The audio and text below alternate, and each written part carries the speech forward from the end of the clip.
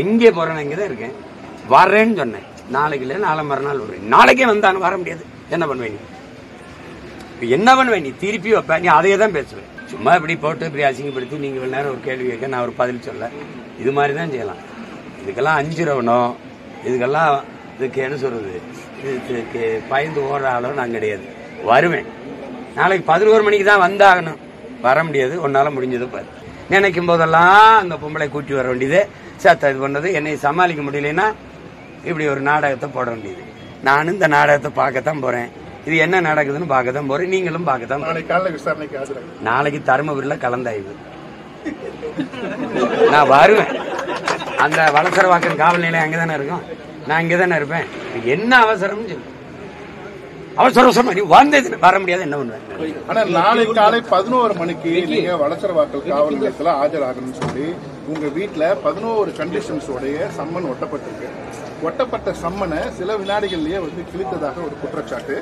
அதன் பேரில் உங்க காவலர் உங்க வீட்டில் இருந்த காவலர்கள் அதை கிழித்தாருன்னு சொல்லி போலீசார் அவரை போட்டு கைது செஞ்சு கொடுத்திருக்காங்க. இது உங்களுடைய இதெல்லாம் அவசியமற்ற ஒரு என்ன சொல்றது இது கேவலமான நடவடிக்கை. இதெல்லாம் அவங்க இதே வழக்குக்கு ஏற்கனவே 3 மணி நேரம் விசாரிச்சு எல்லாத்தையும் பதிவு பண்ணிக்கிட்டாங்க.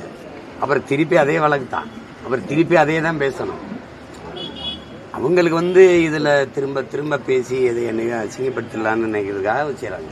இதுல இந்த ஆட்சியும் ஆட்சியாளர் தான் அசிங்கப்படுறாங்களே இல்லையா. எனக்கு இதுல ஒன்றும் இல்லை. இப்ப நீ இவ்வளவு தீவிரம் காட்டுறீங்க. அந்த அண்ணா பல்கலைக்கழகத்துல இந்த பொள்ளாச்சி பாலியல் வன்கொடுமையில நடந்த இந்த பாலியல் இதெல்லாம் இவ்வளவு தீவிரம் காட்டலீங்க. நான் ஏற்கனவே ஒரு அழைப்பானை கொடுத்தாங்க. கையெழுத்திட்டு சொல்லிட்டு தான் வந்தேன். ஏற்கனவே திட்டமிட்டேன். வர முடியாது. வந்தவொடனே வாரேன். எனக்கு வேற நாட்டுக்கு போய் தலைவராக முடியாது. உங்களுக்கு தெரியும். கடை வச்சுட்டு இருக்கேன். தினந்தோறும் உங்களை சந்திச்சுக்கிட்டு இருக்கேன். இதுல இவ்வளவு விரட்ட வேண்டிய அவசியம் என்ன இருக்குது? இந்த அரசு இது மாதிரி வேற எதுலயாவது நடவடிக்கை எடுத்திருக்குதான்னு நீங்க பாருங்க. எவ்வளவு கேவலமான ஒரு ஆட்சி அதிகாரத்தை நடத்திக்கிட்டு எந்த சிக்கல்லையாவது பிரச்சனையாவது இப்படி பண்ணிருக்கா? வரேன்னு சொல்லிட்டேன். என் வீட்டுல என் மனைவி என் பிள்ளைகள்லாம் இருக்காங்க. அவ்வளவு பேர் வேலை செய்யறவங்க. நான் இந்த கிருஷ்ணகிரியில தான் இருக்கிறாங்கன்னு இங்க பாதுகாப்புக்கிற காவலருக்கு தெரியும். அங்க இருக்கிறவங்க தெரியும். என் வீட்டுல போய் ஏன் ஓட்டுற சேட்டை தானே. நீங்க ஒட்டிட்டு போன பிறகு என் வீட்டு கதவுல இருக்கிறது அங்க வேலை என் தம்பி ஒருத்தர் கிழிச்சிருப்பாரு. அதுல என்ன பிரச்சனை? நீங்க இது ஒண்ணு நான் தான் வருவேன்னா வருவேன்ல. ஏற்கனவே உங்களுக்கு முன்னாடி நீங்க விசாரிச்சதுக்கு பதில் சொன்னவன் தானே. நான் வராம போயிடுவேன்னா இவ்வளவு பெரிய வேலை செய்யறவன் இல்ல உங்களை மாதிரி பயந்து ஓடி ஓடிக்கிற கோலைகளா இல்ல என்ன? நான் தான் வருவேன்னு சொன்னேன். அப்புறம் ஏன் இந்த வேலையை செய்றீங்க நீங்க? இதனால நான் அசிங்கப்பட்டு நினைக்கிறீங்களா இல்ல நீங்க அசிங்கப்படுறீங்களா? இதை பாக்குறவங்க முடிவு பண்ணிட்டோம். எங்கே போறேன் இங்கதான் இருக்கேன். வர்றேன்னு சொன்னேன். நாளைக்கு இல்ல நாளை மறுநாள் வருவேன். நாளைக்கே வந்தானு வர முடியாது. என்ன பண்ணுவேன் நீ? என்ன பண்ணுவேன் நீ? திருப்பி வைப்ப. நீ அதையே தான் பேசுவேன். நீ சம்பந்தப்பட்ட அந்த பொம்பளையை கூட்டிட்டு அங்க உட்காரவே என்னை உட்கார விசாரி.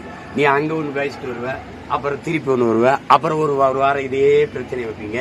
திருப்பி கூட்டிடுவீங்க. எத்தனை நாளைக்கு? 15 வருஷமா இதே நாடகமா? என்னது இதுல என்ன நீ சொல்ல? மக்களுக்கு முன்னாடி இந்த அரசு சொல்ல விரும்புறது என்ன? என்ன செய்ய நினைக்குது சொல்லுங்க.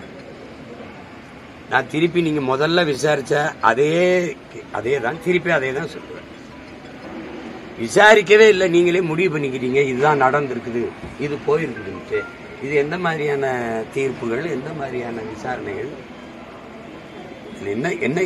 என்ன செய்யணும்னு நினைக்கிறீங்க? நீங்க ஏதுன்னு செய்ய முடியாது. சும்மா இப்படி போட்டு இப்படி அசிங்கப்படுத்தி நீங்க இவ்வளவு நேரம் ஒரு கேள்வி கேட்க நான் ஒரு பதில் சொல்ல இது மாதிரி தான் செய்யலாம். இதுக்கெல்லாம் அஞ்சுறவனும் இதுக்கெல்லாம் இதுக்கு என்ன சொல்றது இதுக்கு பயந்து ஓடுற ஆளும் நான் கிடையாது. வருவேன்.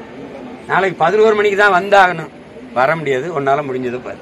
குறிப்பா இந்த வழக்கு நீண்ட காலமா நடக்கக்கூடிய ஒன்னும் வழக்கு இல்லைங்க. வழக்கு நான் தான் போட்டேன். வச்சிருங்க. வழக்கு இல்லது. சும்மா அவ்வப்போது அவதூறா ஒரு புகார். அந்த அம்மா திமுக ஆட்சிக்கு வரும்போது வரும்.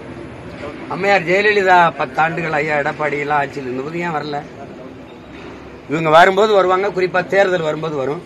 என்னை சமாளிக்க முடியலன்னா அந்த அம்மாவை குட்டி வந்து நிறுத்திடுவாங்க. இப்ப பெரியார் வாங்கின அடியில இவங்களுக்கு என்ன பண்றதுன்னு தெரியல, என்னை எப்படி சமாளிக்கன்னு தெரியாம மறுபடியும் இந்த பொம்பளை குட்டி வந்து, அது நான் தான் வழக்கு போட்டேன், இது ஒண்ணும் இல்லாத வழக்கு, இதை அழிச்சு விடுங்கன்ட்டு. அங்க இருந்த ஒரு மகான் அவர் வந்து இதுல வந்து இல்லை விசாரிக்க வேண்டும், விசாரிச்சுட்டுல தீர்ப்பு எழுதணும். இதெல்லாம் நடந்திருக்குன்னு சொல்லிட்டு தீர்ப்பு எழுதுனா விசாரணை எப்படி நடக்கும்? எந்த மாதிரி நாடு, எந்த மாதிரி சட்டங்கள், எந்த மாதிரி மன்றங்கள், எந்த மாதிரி நீதிகள்ங்கிறத நீங்க தான் பார்க்கணும். விசாரிக்கணும். விசாரிச்சு அவங்க தரப்புல இருக்கிற புகார் கொடுத்திருக்க குற்றச்சாட்டுகளுக்கு சான்று கேட்கணும். அதெல்லாம் சான்றுபடி நிரூபித்த பிறகுதான் இது குற்றம் நடந்திருக்கா இல்லையான்னு முடிவுக்கு வரணும். நீங்க அது எதுவுமே செய்யாம நினைக்கும் போதெல்லாம் அந்த பொம்பளை கூட்டி வர வேண்டியது, சாத்த இது பண்ணது, என்னை சமாளிக்க முடியலன்னா இப்படி ஒரு நாடகத்தை போட வேண்டியது. நானும் இந்த நாடகத்தை பார்க்கத்தான் போறேன். இது என்ன நடக்குதுன்னு பார்க்கத்தான் போறேன், நீங்களும் பார்க்கத்தான். நாளைக்கு தருமபுரியில் கலந்தாய்வு நான் வருவேன். அந்த வளசரவாக்கம் காவல் நிலையம் அங்கதானே இருக்கும், நான் இங்கதானே இருப்பேன். என்ன அவசரம்னு சொல்லு, அவசரம் நீ வந்தது வர முடியாது, என்ன பண்ணுவேன் பண்ணி. நீலாங்கரை காவல் ஆய்வாளர் காவல் ஆய்வர் நேரடியாக சீமான் காவல்துறை முக்கிய சம்மனை பிரித்தது யார் என்ற ஒரு விசாரணை நடத்துவதற்காக தற்போது காவல் ஆய்வாளர் அவர்கள் சீமான் இல்லத்திற்கு வருகை தந்திருக்கிறார். சீமான் அவர் மனைவி மற்றும் உதவியாளர்கள் விசாரணை நடத்தவும் காவல்துறை ஒட்டப்பட்ட சம்மனை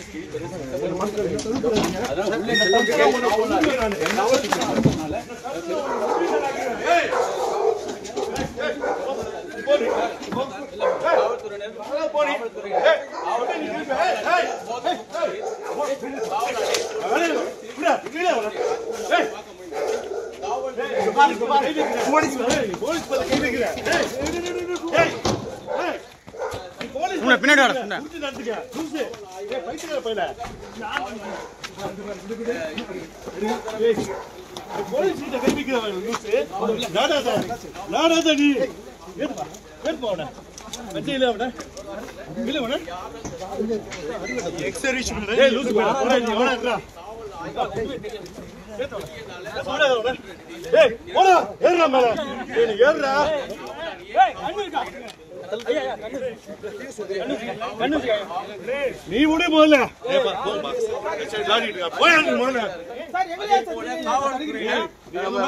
செய்தியாளர்களிடம் நடந்து கொள்கிறார்கள்.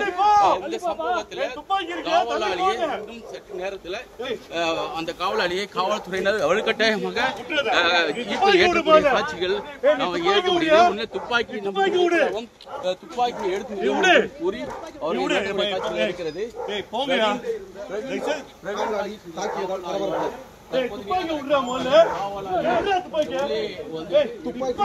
பாதுகாவலன் துப்பாக்கி விடக்கூறும்போது துப்பாக்கியையும் பறிமுதல் செய்திருக்கிறார்கள். துப்பாக்கி காவலாளி துப்பாக்கி கொண்டு காவலர்கள்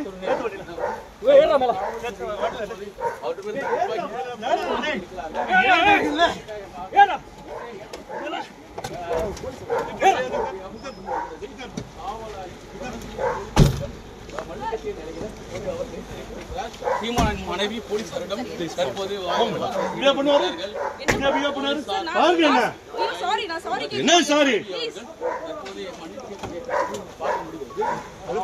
காவல் ஆய்வு போது